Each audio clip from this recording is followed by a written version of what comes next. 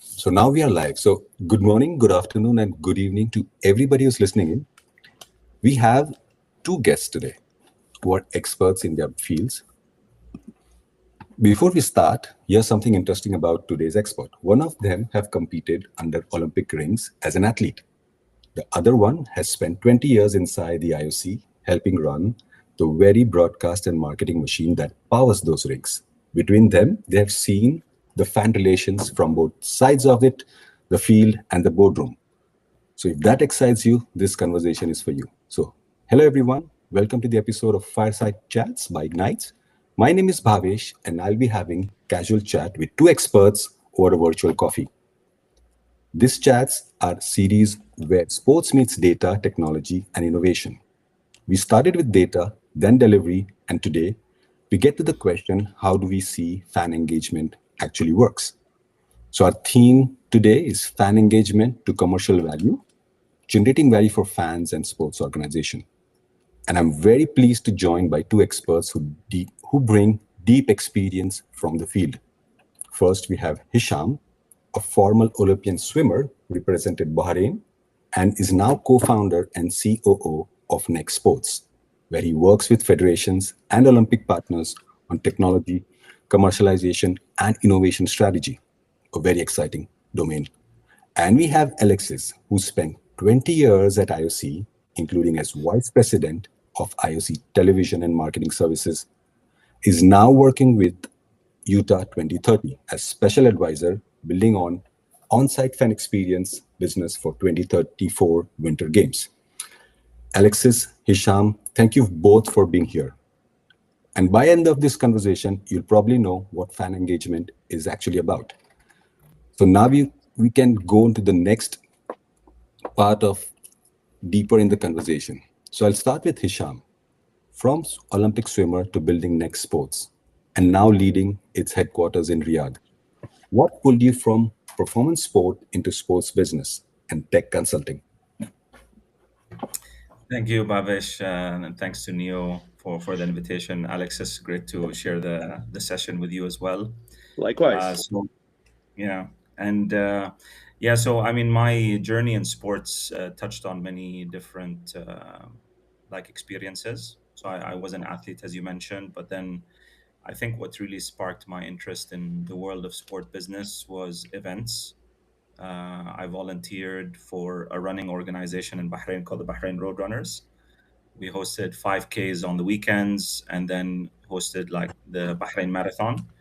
And I was part of the team that implemented the first timing system before it was stopwatches, before that moment. And so that really sparked my interest in sport business. And after I took a post grad certificate in sports national federation management hosted by the Bahrain Olympic Committee, I realized that there was a world of the Olympic movement. Until that moment, it was anonymous to me, and that's when I really started to get interested in a career in sports. And it's a step after another. Of course, it's in hindsight, it's Vision 2020, but it's all you know pure luck, I would say, in some cases, and just how you perform in the moment. So I was fortunate to join that program in Bahrain, which then opened up my eyes to a master's in sports in Switzerland, which I pursued, which then opened up an internship at the IOC, where I had Alexis as a colleague. And then I joined an exciting program of transformation called the Olympic Agenda 2020 when the previous president was in place. And that led me to meet my co-founders at Next Sports, who were working at the U.S. Olympic Committee. And in 2018, we made the jump into Next Sports. And the reason we focused on tech at the time, and still do, is because of the path of sports transformation. There seemed to be a lot of new stakeholders that were arriving in the sports sector. Many of them, like the big tech companies, who were suddenly using sports to showcase their capabilities and to grow market share. And so we started with that, recognizing that there was a lack of common language between sports organizations and these new stakeholders. And today it's tech plus capital, for example, which is why we're starting to focus on that sector of sports as well. And this could be another episode in itself, the journey that you have described, that you can go in more deeper when you have time in future. Thank you very much. Coming to you, Alexis, I think you have seen more Olympic Games than I have ever imagined. You probably seen Salt Lake City 2020, and now you're coming back to Salt Lake City in future. So you spent 2 decades at the IOC, including at the helm of television and marketing services, and now you're exploring and implementing fan experience at Utah 2034. How does it feel back to working on the Salt Lake Games more than 20 years later?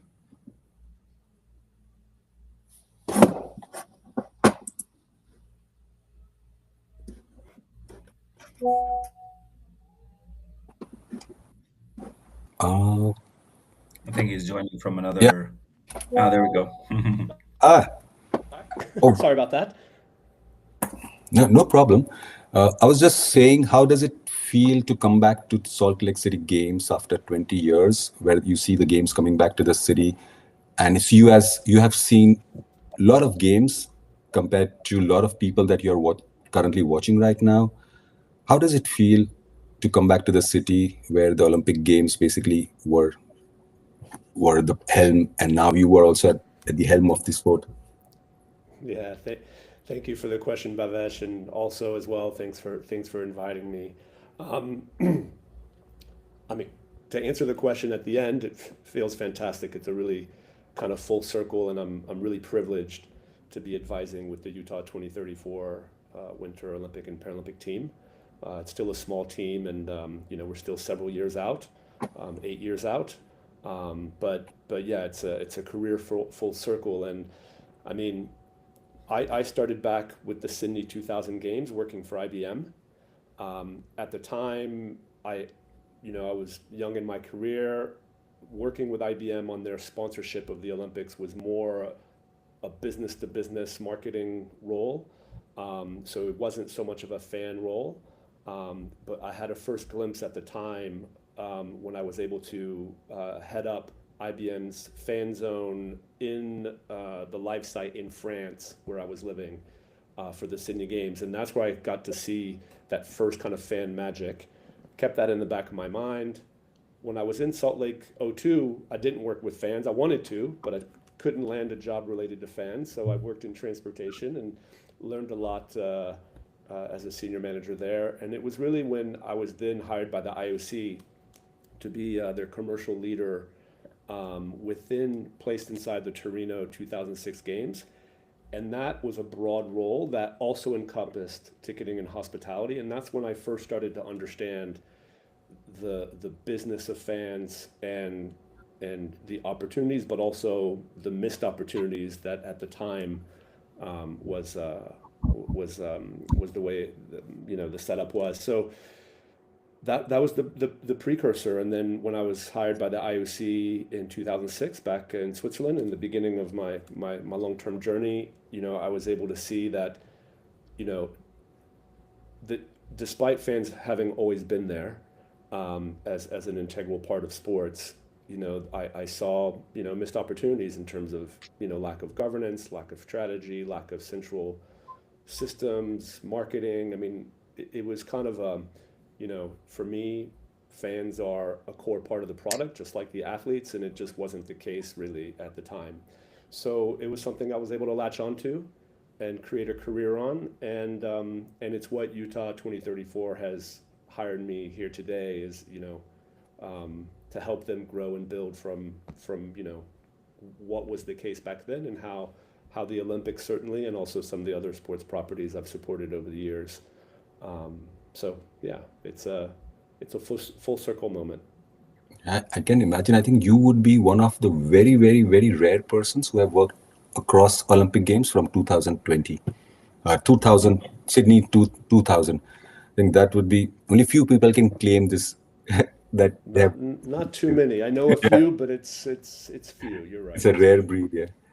So I think that gives us most leeway into what we are going to discover about fan engagement. So coming back to you, Hisham, you have been engaging with a lot of federation and So, what's one fan engagement idea you have seen at a federation or games that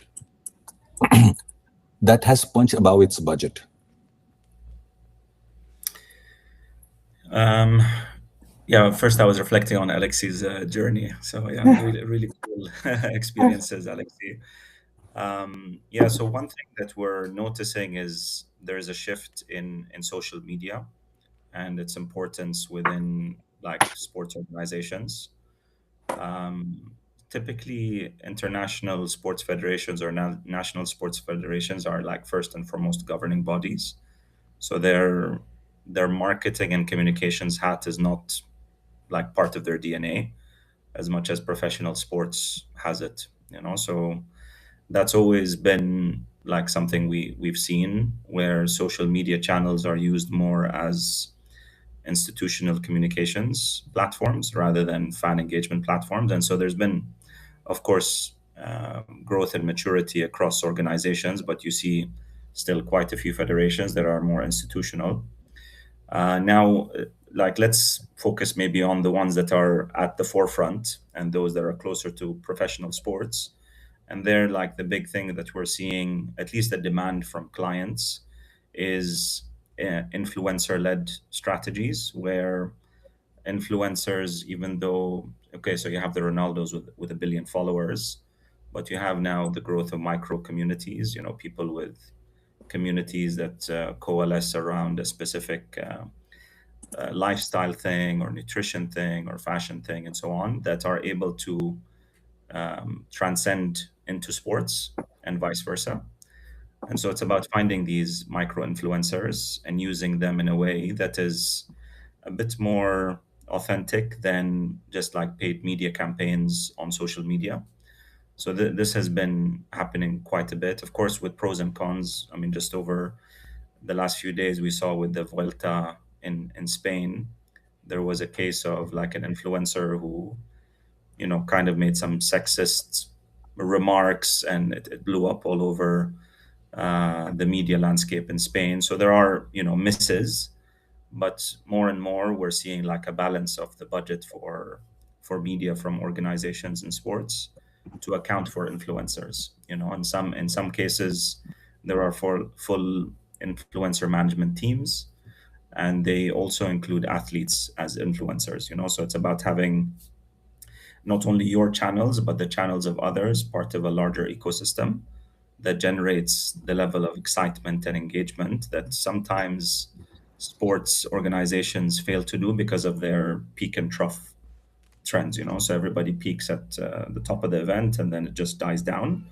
Whereas, things that, I mean, games to games, for example, that was always, or flame to flame, as the IOC was calling it, there was always that dip. It was how to ensure that that dip doesn't fall so much. So these micro communities led by influencers, by athletes, who more and more, if you look at them, they are, athletes are always closer to youth because they are younger, and so they actually are like at the forefront of what should be done on social media. And so when we see those partnerships happen between federation and athletes, you can get a lot achieved, beyond just your own channel. So that's one of the trends we're seeing at the moment.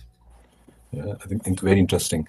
Uh, Coming back to you, Alexis, extending the other extend this conversation to ticketing and hospitality are often the most visible fan touchpoints. What's a moment from Salt Lake 2002 or Sydney 2000 that still shapes you how you think about fan experience today, and how are you applying that to Utah 2034?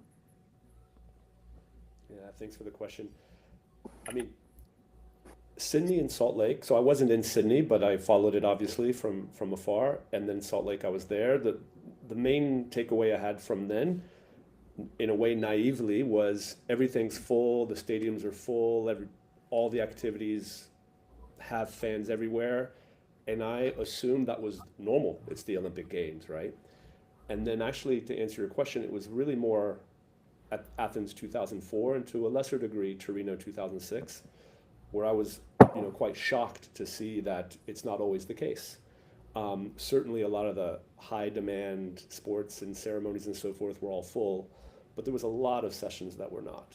And I didn't understand it. I didn't understand because the prices were reasonable, the venues were amazing, the sport and athletes' performances were best in the world. There was all sorts of free activities around the city from the sponsors. I mean, there was a lot going on, and it was good. Don't get me wrong, but it just wasn't. You know, I saw a difference from Sydney and Salt Lake, and so that's my takeaway at the time, and something I've never let go of is to not take the fans for granted. The fans, the on-site fans, are an absolute part of the product, and we can't take them for granted. And they need services, they need support. And at the time, again, it was a real challenge for them to buy tickets. The systems were decentralized. You had to chase information versus now, obviously, you can get customized information through the CRM systems and so forth. It's a totally different world now than it used to be, but it's taking that time for sports organizations to improve in that regard. And yeah, as we look towards Utah 2034, clearly we're bullish about fans coming, but we absolutely do not take it for granted. And we want to, it's 8 years out, and we're trying to plan what can be the most amazing experiences from in 8 years from now, not just for fans but also our stakeholders, as well as what's the technology and solutions and journeys that fans and stakeholders will expect by then, and then how do we build and get to that. So it's still early days, but yeah, just not to take fans for granted, because they're absolutely a core part of the sports product. Without them, as we saw with COVID, it's not the same thing. Yeah. And in fact, that makes me think that you have a very, very difficult job of hand to predict the future. So, That's right. and I think that, so looking at this, both conversations, then this question is probably for both of you. When a sport organization says it wants a better fan engagement, and as you said, you cannot, it's very difficult to predict future and how we are working with changing landscapes. What does this actually mean in practice, like growth, retention, conversion, brand, and partner value? Because you guys have dealing with them today. Alex, maybe I'll start and pass to you, Hisham. And actually Hisham kind of mentioned it. I think at first, not so long ago, I think federations didn't know what they were asking when they were trying to improve fan engagement. I don't think they fully understood the spectrum of what that question means. I think there's been a lot of progress there, and I think generally speaking, they'll focus more on the digital engagement side, and Hisham can speak to it. Certainly, they are and want to focus as well on the on-site fan part of the engagement, but federations, generally speaking, are a little less directly involved, depending on who they are. So there's more layers, and they're less into the operations and so forth. So I think there's been a big evolution in terms of them even understanding what that question is. But certainly, I think they're focusing more. Most of them are focusing more on the digital side of that. And I'll pass to you, Hisham. Yeah, no, it's a great point, Alexi, and I think I would have approached the answer the same way, because it's true that today a lot of the focus is on digital, and there's ways to measure it, and there's ways to improve it, and so everybody knows there's a formula, and that's how we get retention, engagement, and so on. I think what's unfortunately is missing is the physical part. Bums and seats, exciting, exciting moments in the arenas, and essentially that is what makes these events also exciting to follow on TV and online. So there's a lot of digital growth because there's like concerted efforts to focus on that, but TV or like viewership is not growing at the same pace. Because at the core, these events are not followed, or like a lot of the Olympic sports are not followed at scale, across all of the sports. So you have a few sports that, yes, they do get the scale, but even the biggest sports, when you talk about continental, it doesn't reach that. So, and it's because those sports are not as exciting locally, regionally, the organization of the events, as you said, Alexi, is kind of like delegated to the host city, and the host city does what it can with the municipality and the organizing committee, whatever they can afford.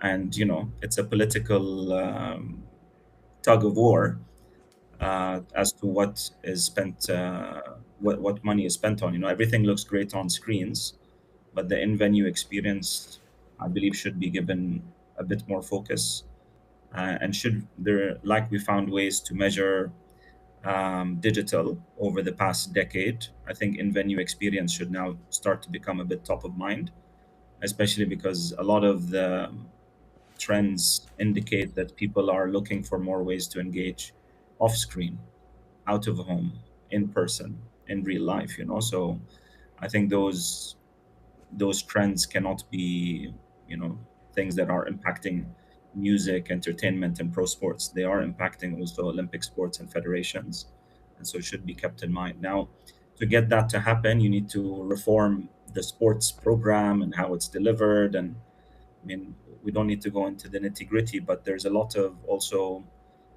because federations are structured as single nation, single votes, which we saw what happened with FIFA a few weeks ago. The dynamics are that you don't need to appease everyone. I mean, you don't need to appease the biggest. You just need to appease the most.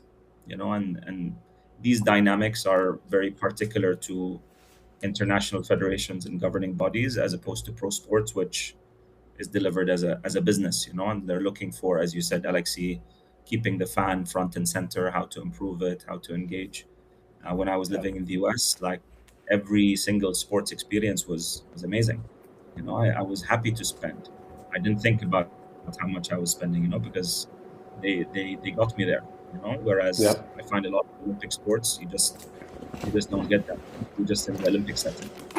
Yeah, Hisham, I totally agree with everything you've just said, but especially, again, I'm a firm believer that the core product has to be best in class. Yeah, And to use what you just said about seeing sports in the US, I think we've seen that in the US, whatever sport it is, they always kind of make it razzle dazzle, and whatever it is, the product is always value for money for the consumer. And if that's strong, it's like eccentric circles of opportunity for how yeah, anybody is leveraging that core. So I really think fundamentally you're so spot on that that is so important. And I do think that it's not always the focus and priority, unfortunately. But then there's, in the eccentric circles layers, people are putting pressure. But if this isn't healthy, it's hard for the rest of it to always be healthy. So I'm a firm believer in that, and just wanted to underline that point. I think it's an interesting conversation, and we can have like a big, long episode over it. But I have to take you to the next question, because that's a very, very point I think most of the people and viewers and people working in federations and everywhere in commercials shares with you. That to keep the sport at the center and how to make it as a product where the product itself sells, so you don't have to put efforts around it. Continuing on the digital side of the conversations, I wanted to understand with Hisam first, because you are working with digital aspects. Next Sports works across a lot of federation and Olympic partners, like you have mentioned. And to enhance the digital experience, they need to understand their first party data that as a rights holder actually need. Where do you see them building these silos instead of using one usable fan view? If you can bring your more perspective from that point of view. yeah, absolutely. Here, I mean, maybe a lot of people will remember, like, a few years ago, the FC Barcelona and Spotify deal.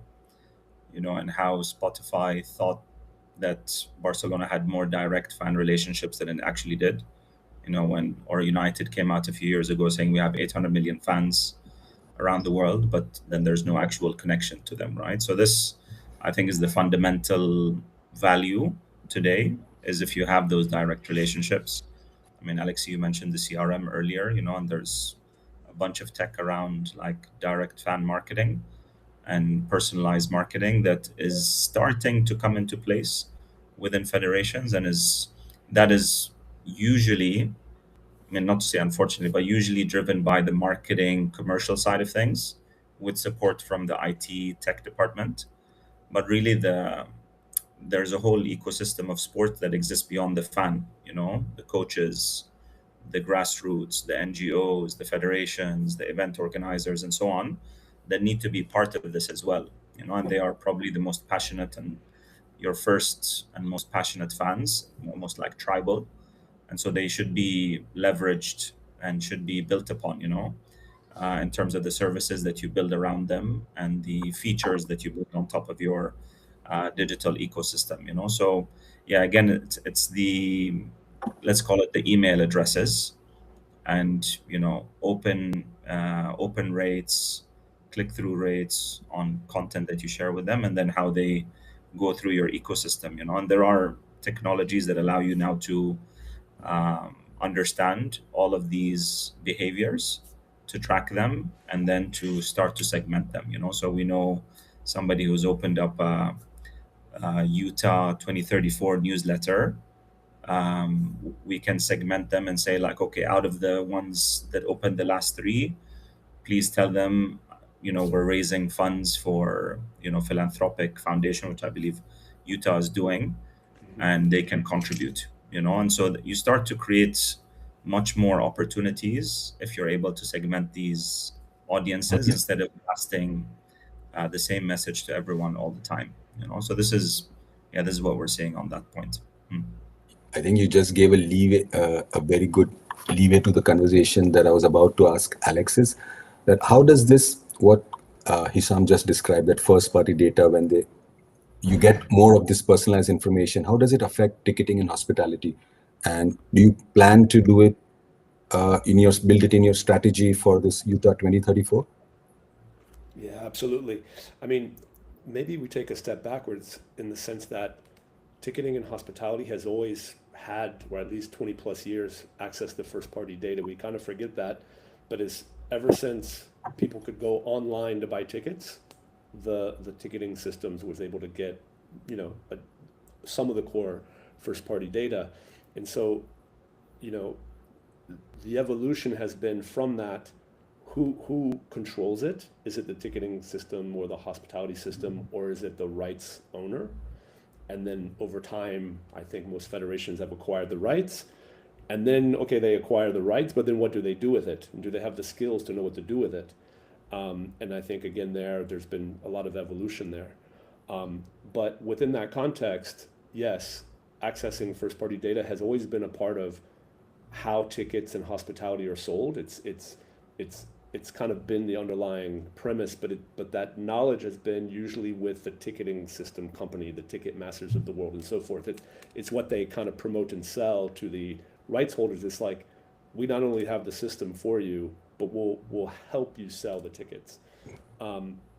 Now for sure, and it's been the case, and we will for Utah, though it's early days. Knowing who the fans are, where they come from, what sports they want, and all of the other information it's not just about selling the ticket and hospitality. It's about knowing them more so that we can get them the right product and maybe additional opportunities. The games already today provide so much more than sport. There's other activities, there's free activities, there's sponsor activities, there's even within the venue, there's kind of unique locations behind the scenes. All of that is in the world of access, and with digital information about people's ability to spend and desire to meet an athlete or whatever it is, we have then the intelligence to kind of create and push opportunities that we can sell or gift directly or through sponsors in co-promotion programs. And it's vital to how to navigate the sales and promotion process. And again, more and more federations are looking to see how they can do more of that than they used to, although I think it's still challenging for most. But certainly it's there on the table, and it's absolutely how tickets and hospitality is best sold, not only for the results, but also for the fan. Alex, you know what you just did? You just gave a masterclass trailer for what needs to be done for free, where people charge premium, premium for content. So I think that continuing in that conversation, you mentioned products. Hisham, you mentioned digital platforms and the ways to use them to bring more fans. So to both of you, because you have been talking about different ways to engage fans, I have seen a lot of apps which are built by federations, a lot of OTT streaming services. You mentioned CRM to gather information. There are more other technology implementation happening. How should an organization, like you said, who don't know yet what they want to do, decide which of these actually makes sense where they are today, rather than chasing a new platform? Because they have a limited budget, and you know what's the circumstances are. Yeah, I'll start on this one, Alexi.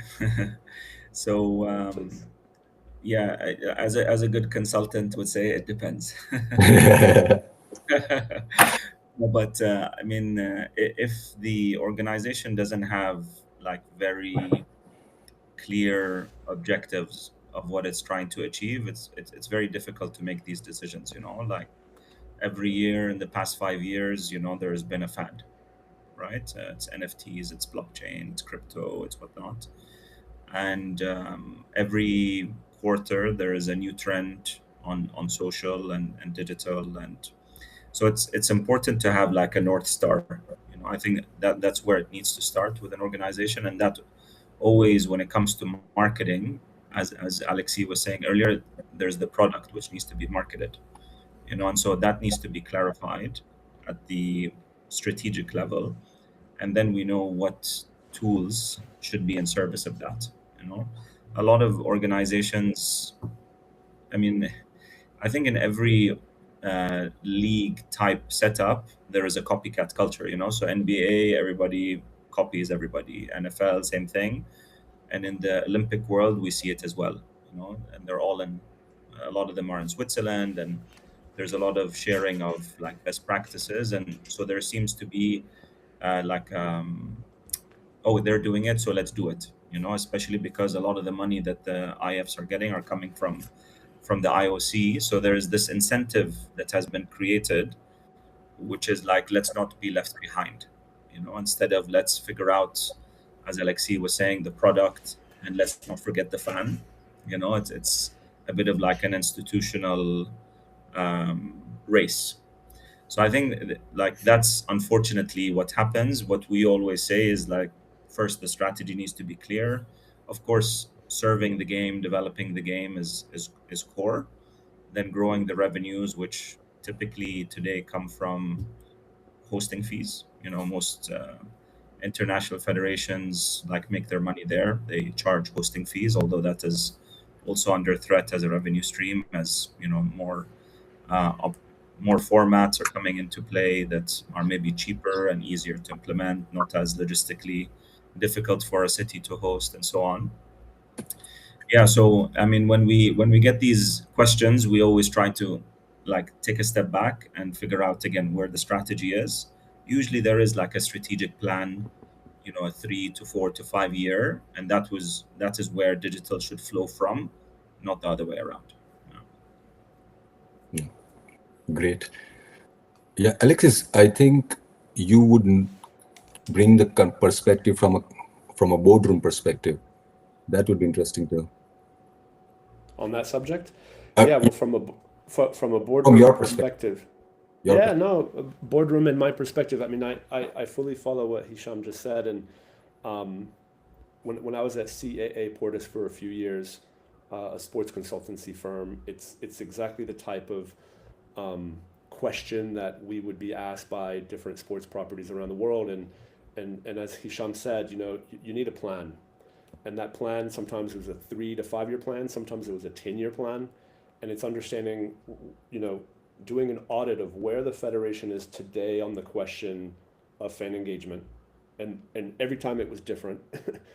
And then trying to understand where they can reasonably go in the future, and then just kind of making a step change process, and you've got to start from something like that. Otherwise, the pitfalls are you try to take on too many things because you're trying to do the right things, but you're doing maybe none of them quite as well as you should. And as Hisham mentioned, most federations, it's not their core DNA to be in this space in the first place. They're more, in my experience with the ones around here, certainly more sports governing bodies versus marketing entities, even though they're certainly evolving quickly in that space. So yeah, I think don't want to repeat what Hisham said, but I do think it depends, and there needs to be a customized plan against each federation's objectives. Yeah, I think that would help them a lot. I think talking to you guys with what can be the best direction to take. So I just wanted to bring in a little note. We are 10 minutes away from 45 minutes mark. So what I'll do, I'll summarize the next question quickly, and then we can run through. But because there is a very interesting topic which we're going to discuss about AI, which is later on through the conversation, which will end this interesting subject. So the next question to you, Hisham, is, so since you said you speak to a lot of these federations, and so in your line of work, where does this digital ownership usually sit?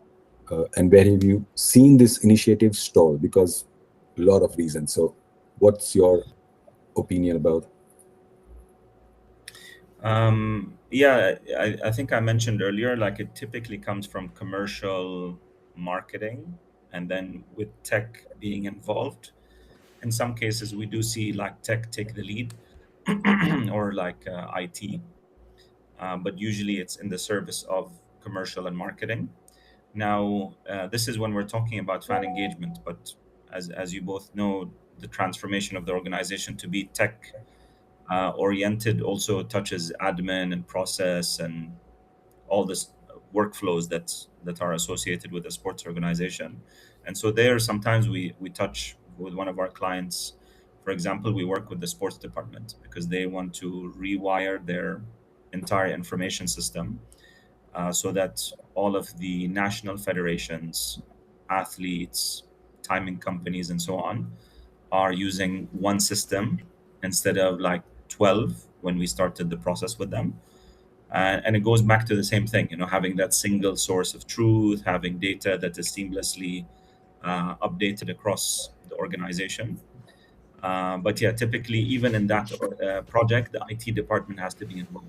So because digital, at least from when I talk digital, I don't only mean like the social media and content and marketing side, but more the systems that power that experience. So there you definitely need IT always as a stakeholder, but then who drives it is always a question then, right? Then we have never seen like an initiative that hasn't gotten buy-in from quite high in the organization, either at the secretary general, president, or board level. And that is usually because it is seen as like a capital expenditure project. It's an investment we need to make, and so we need that investment to be kind of rubber stamped and approved by somebody, because and we need to track it over time. So that's something we've seen happen most of the time, that there is like buy-in from the very top that this is an initiative we should invest in beyond our normal operational expenditure in IT. Yeah, and then great. I think any boardroom would be lucky to have you and Alexis in the room while they make decisions. Alexis, I just need your quick summary, because how do you deal with when digital and data come together to unlock sponsorship inventory when you have a digital platform already ready? So now you have the platform ready. Now you have how do you match those two segments together compared to 10 years ago? Yeah, sorry. Well, now it's been a game changer compared to 10 years ago, because the sponsorship values of the past, which remain today, is mainly on brand association, and that remains strong, but it's not growing. It's just kind of constant, and the whole digital realm has changed the paradigm for how sponsors and rights owners can come together. In short, it's opened up all sorts of new avenues for them to be much more effective in generating value that they can then report to their boards and management for why they even sponsor and support these events. It's much more tactile. the journeys are clearer. They can connect pre, during, post.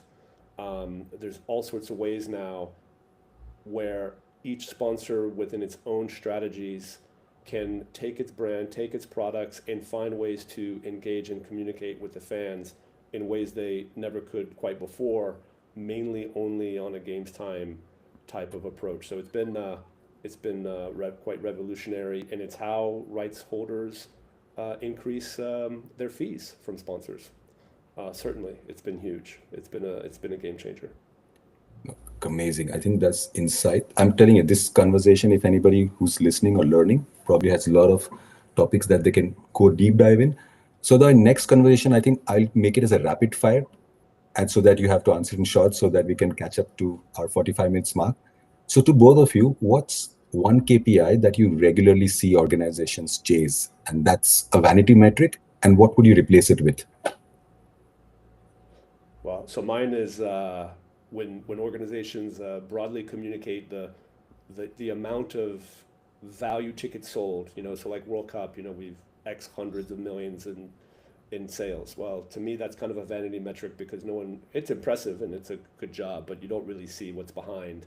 And I'd replace it with, something much more specific, in terms of, is the session full per session and what types of an audience, and that's where you can really demonstrate that your product is being promoted and sold at a nice level.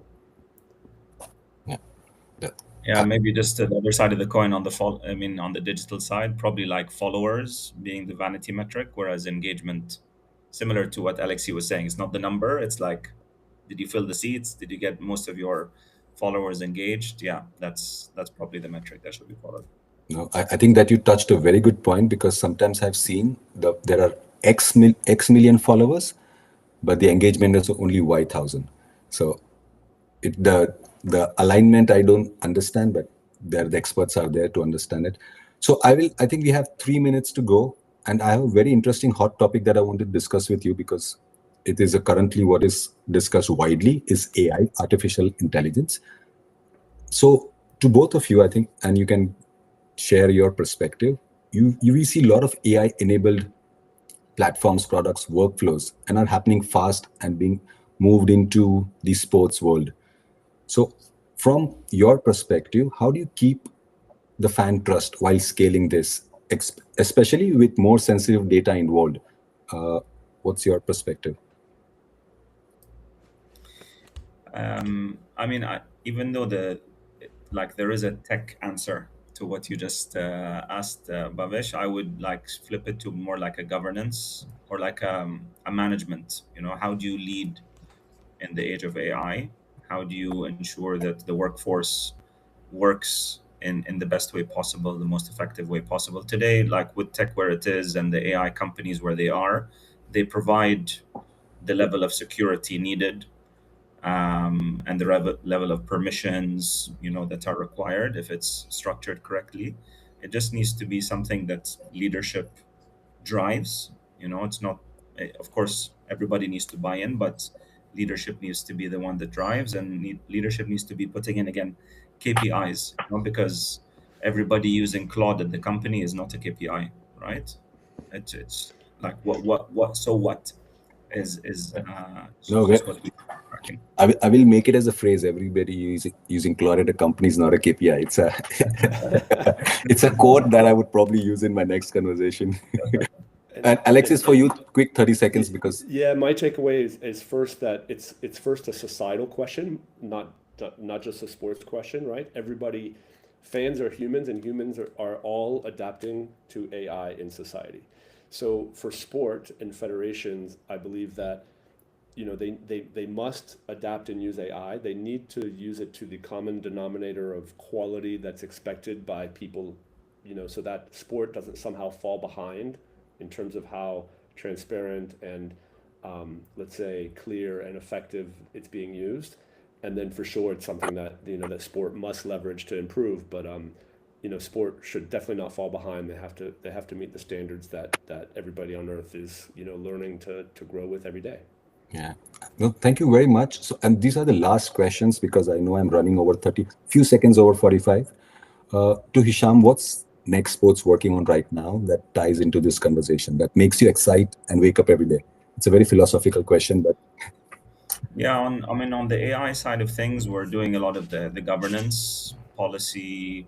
How do you structure it in a sports organization? How do you enable the workforce to go with it? But then, as I mentioned at the early part of the call, we're working with more capital owners around how to leverage sports, because now we're in Europe and the Middle East, so we have different opportunities that we're bringing to capital owners who are increasingly looking at sports and the opportunities within sports. So exciting times.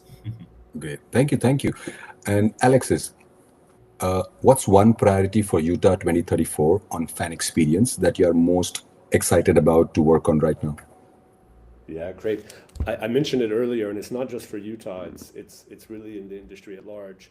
It's it's really taking a foot forward on anticipating, planning, and delivering the best experiences and product for fans, so that they get quality for money, so that obviously, revenues are generated, but it has to be balanced. It has to be reasonable, and there's a lot of competition in the world for entertainment time from fans and consumers.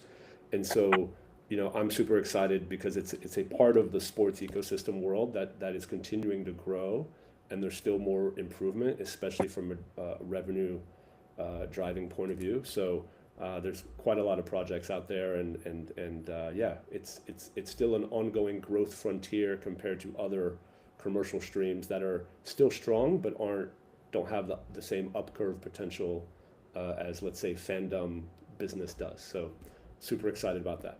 Yeah. No, so thank you very much, both of you. I think whoever was listening or will listen in future probably should contact you guys to get more insight and depth of what the digital fan engagement and the on-site in-venue fan engagement would improve and would look like for 2030. So thank you very much for your time. I think I learned a lot, few things. The favorite quotes from Hisham, that Claude is not a KPI. Every user Claude is not a KPI. And I got a little masterclass from Alexis, how the world looks and how the world would look from a boardroom, and what should one think about when they go into these conversations. So I wish you a very good day, and hopefully we meet again to discuss something more interesting and we go in wider conversations from here on. Thank you, Thank Bhavesh. you. And great to speak again, Hisham. Same, Take care. Alexis. Thank you Thank for you very joining much. us.